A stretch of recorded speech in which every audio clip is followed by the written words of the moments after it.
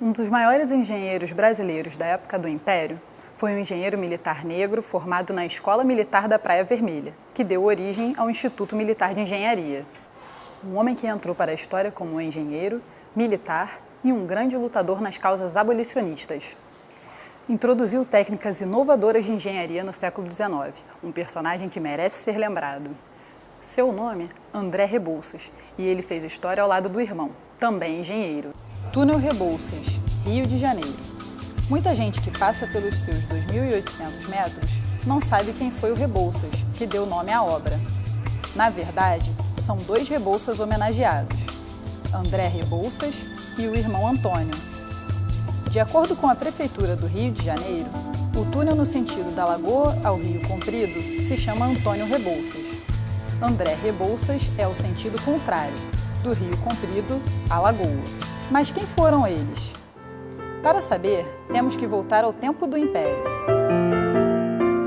Negros e filhos de uma família baiana de poucos recursos, os irmãos Rebouças nasceram um em 1838 e o outro um ano depois.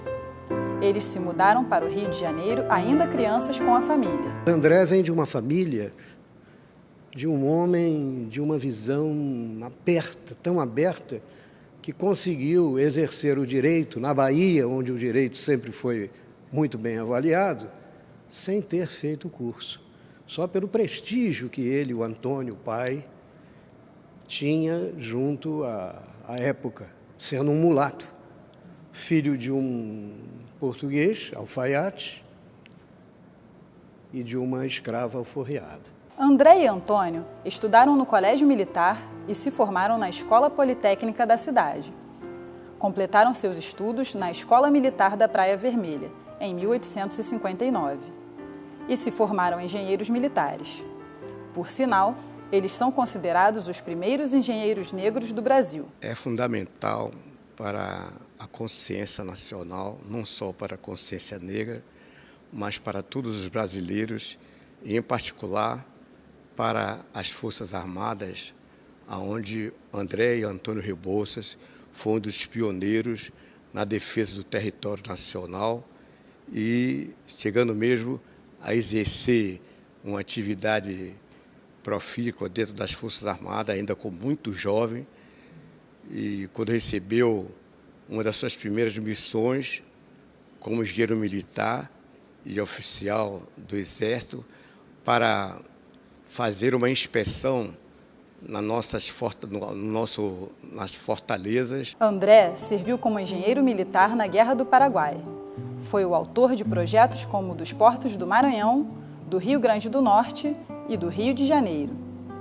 Depois, passou a desenvolver projetos com seu irmão Antônio, que foi responsável pela construção da subida da Serra do Mar, no Paraná, e das docas da Alfândega do Rio de Janeiro.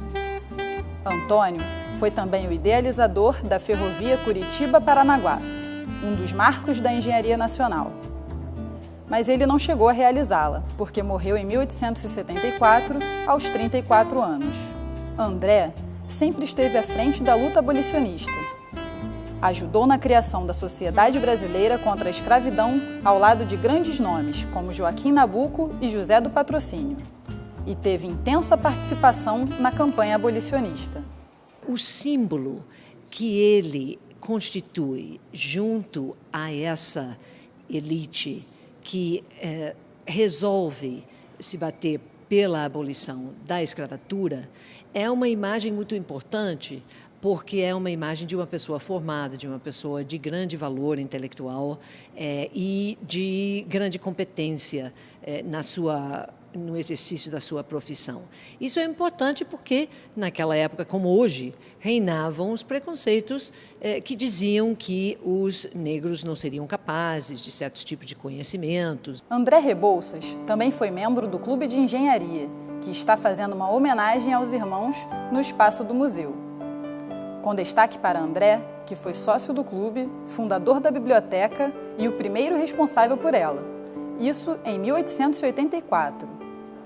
A bibliotecária atual do Clube de Engenharia, por sinal, é uma admiradora de André Rebouças.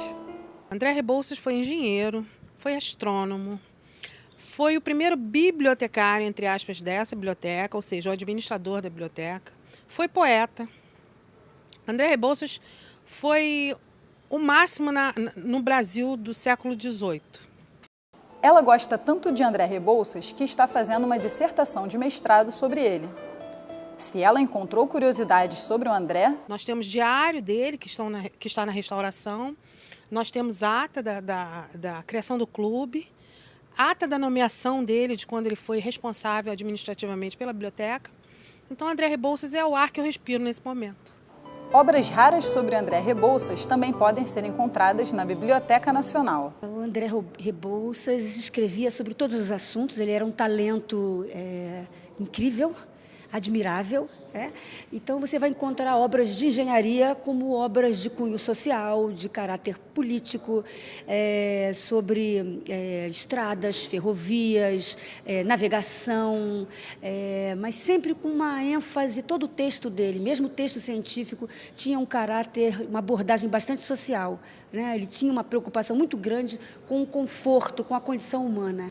André Rebouças era um grande amigo da família imperial, tanto que, com a proclamação da República, ele saiu do Brasil junto com Dom Pedro II e sua família. Foi correspondente do The Times de Londres, depois foi para a França e para a África. Mas seu fim acabou sendo triste. Vai para Funchal, Ilha da Madeira, e é ali que ele falece. Ele falece absolutamente desgostoso da vida. Ele se suicidou, lançando-se de um penhasco que ficava à frente do hotel onde ele residia, já com muitas dificuldades financeiras. Todas estas histórias reforçam a importância de se preservar a memória dos irmãos Rebouças e das lutas e feitos de André Rebouças.